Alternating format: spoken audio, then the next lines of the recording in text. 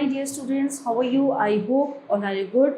So welcome back to the SST chapter number 12, devotional paths to the divine, यानी कि ईश्वर को प्राप्त करने के कुछ भक्ति मार्ग.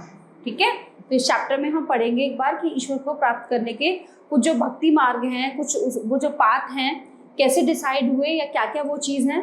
So let's start. The Bhakti movement, Sikhism, Sufism and its teachings and religious system. So devotional paths to the divine encompass a wide range of practices and beliefs found across various religions and spiritual traditions. So these paths emphasize personal devotion, love and surrender to a higher power, often fostering a deep connection between the individual and the divine. ठीक है, तो सबका अलग अलग तरीका होता है भक्ति करने का, अलग अलग पाथ होते हैं सबके, तो उसी बारे में हम डिस्कस कर रहे हैं. Two movements in medieval period brought a new form of spirituality among Muslims and the Hindus. तो जो दो आंदोलन हुए थे मध्यकालीन युग में, वो एक नई वो लाए स्पिरिचुअलिटी हिंदू और मुस्लिम इनके धर्म को लेके. So the Sufis were mystic who called for liberal Islam. तो इस्लाम तो क्या बोला जाता था उन्हें? सूफी. So they emphasized on egalitarian society based on universal love. The Bhakti Sant transformed Hinduism by promoting the devotion as means to attain God. But there were many common points of view in their principles, as both movements emphasized on social equality and taught moral values. The Bhakti movement, Bhakti आंदोलन क्या होता है ये? The word Bhakti means devotion or love for God. ठीक है, भक्ति का मतलब होता है भगवान के प्रति श्रद्धा रखना, भक्त होना, उनका भगवान के लिए प्यार. So its teaching did not believe in caste distinction और क्लास हेटर. तो जो भक्ति, जो पूजा, जो भगवान होते हैं वो नहीं मानते इस चीज़ को. क्या चीज़ है कि कोई श्रेणी है, कोई वर्ण है, कुछ है, किसी का कोई पद है, इस चीज़ को नहीं मानते. Its followers are divided into two groups, those believing god having a form Saguna and those believing God has formless Nirguna. Saguna or Nirgun. So the followers of Saguna Bhakti worship their gods in different forms and in various incarnations. The followers of Nirguna Bhakti consider God as omnipresent and residing in every heart. Basic principle. Main principles of Bhakti movement were: the Bhakti movement had seen its rise early in the 6th century in South India. About 12 Vaishnavite sons known as Alvars and 63 Saivite sons known as Nayanars had started this movement in the Tamil region. During medieval period, the movement spread to the whole of India. Its basic principles are, तो उसके basic सिद्धांत क्या थे? Kindness, discarding of any discrimination based on gender, caste or creed, brotherhood of mankind, a loving relationship between a devotee and his personal God, and discarding of rituals and sacrifices as modes of worship. The 7th to 19th, there were 63 Nayanars who belonged to different social backgrounds such as potters, untouchable, workers, peasants, hunters, soldiers, Brahman and chiefs. So the best known among them were Apan, Sambandar, Sundarar and Manik Avsagar. There are two sets of compilations of their song, Tevaram and Tiruvakkam. Okay, so there were 12 Alvars who came from equally diverse backgrounds, the best known being Peri Alvar, his daughter Annal, Tondari, Podi Alvar and Namalavar. Their songs were compiled in the Divya Prabandham. Success of Bhakti movement.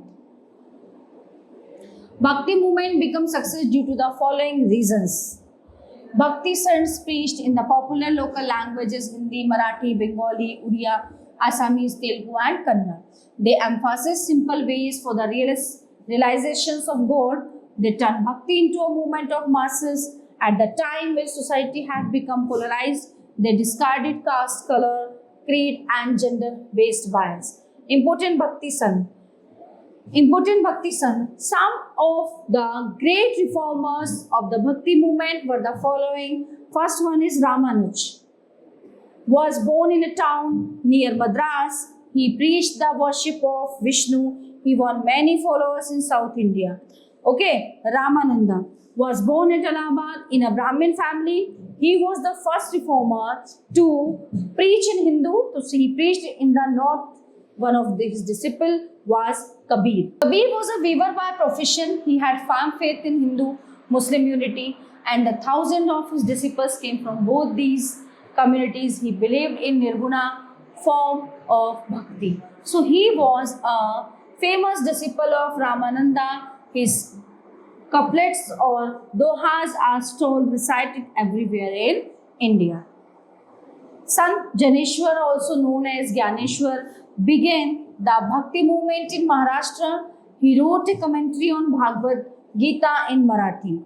Namdev was a Maratha son. He preached honors of God for all the religions. He had a great influence on Chhatrapati Shivaji. Guru Nanak was an important Bhakti son. We have already learned earlier that he was the founder of the Sikh faith in India. He was born at Talwandi in West Punjab. His teachings were later collected in Guru Granth Sahib. Vallabhacharya was born in a Brahmin family near Banaras. He preached the worship of Lord Krishna. He said that there is no difference between the Atma and Paramatma. Such a doctrine is called Advaitavad. ठीक है. अब Chaitanya was born in Nadia in AD 40-85. He was a devotee of Lord Krishna and preached universal brotherhood and love her main Vaishnavism, very popular in Bengal, Assam and Odisha. Mirabai was a Rathod princess. She was married to Rana Sanga's eldest son, Bhojraj, since her childhood. She was a great devotee of Krishna. Her devotional songs are very popular even today. She contributed a lot in popularizing the Bhakti movement. Narsi Mehta is also known as Narsimha Mehta. He popularized the Bhakti movement in Gujarat.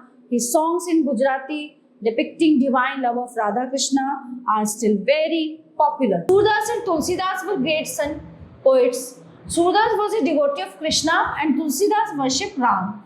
So the poems of Surdas were later compiled as Sur Sagar.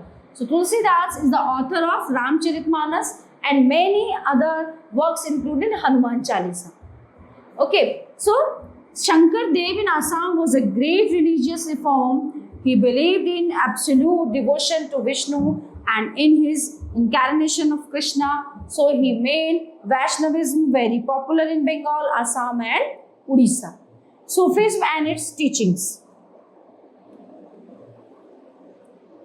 The Sufis had come from Persia much before Islamic rule. So they had settled in various parts of India. So the Sufis laid great emphasis on the principles of Tawbah and Tawakkul, trust in God, repentance and trust in God. They derived their teachings chiefly from Hadith, saying of Prophet Muhammad as well as Quran. So during Islamic rule, a large number of Sufis came to India from different Islamic countries. After the rise of Bhakti movement, Sufism also began to grow. So they did not believe in feast, fast and rituals. So they believed in love for the fellow beings. They emphasized love and devotion as a means of coming nearer to God.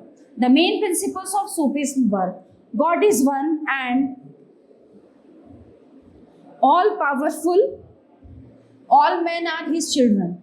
If one truly loves God, then one comes nearer to God and to one's own fellow man. Prayers, fast and rituals were not so important as the true love of God.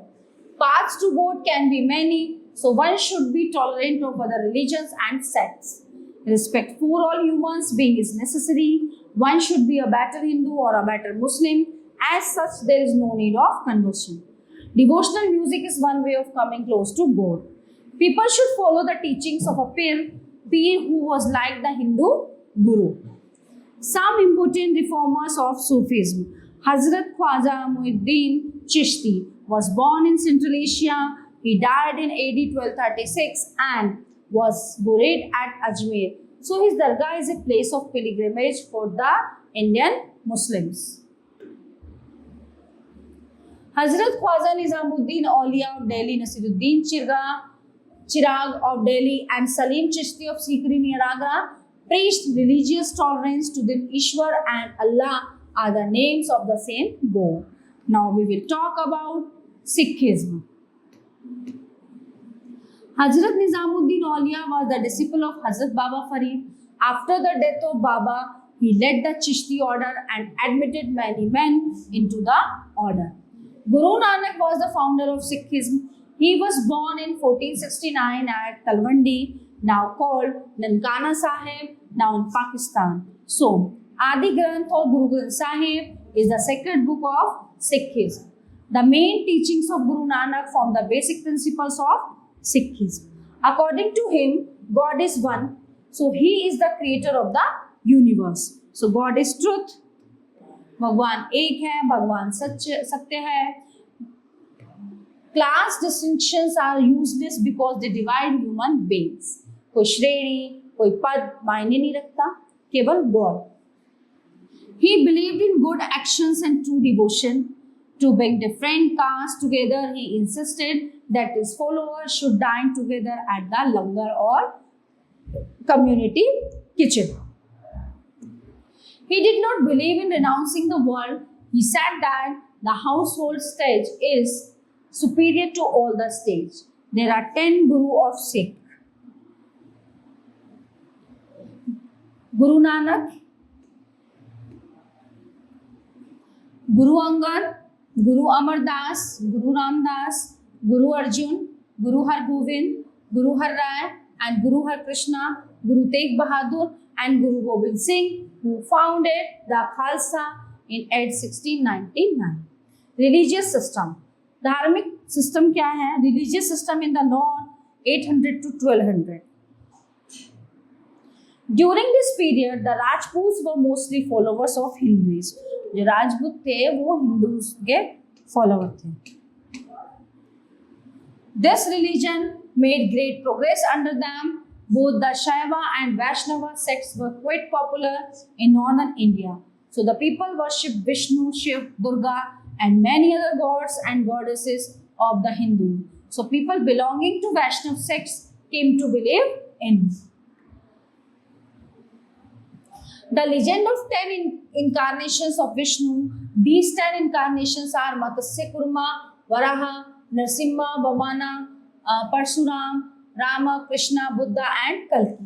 Religious system in the south. A number of religious movements started during this period. The Alwar and Naina saints continued to popularize their own sects. The Alwars popularized devotional songs of Vaishnavism, while Nainas sung hymns in praise of Shiva. So the Lingayan was the most popular of the religious sect.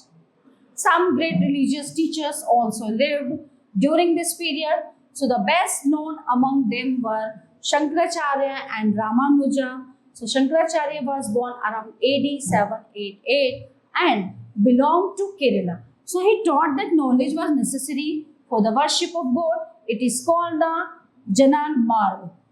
He preached religious monotheism for the system of Advaita, which means that God is unique. He established 4 mathas or centers of Hindu culture in the 4 corners of India, namely Jyotirmath. At Badrinath in the north, Sharad Peeth. At Dwarka in the west, Govardhan Math. At Puri in the east and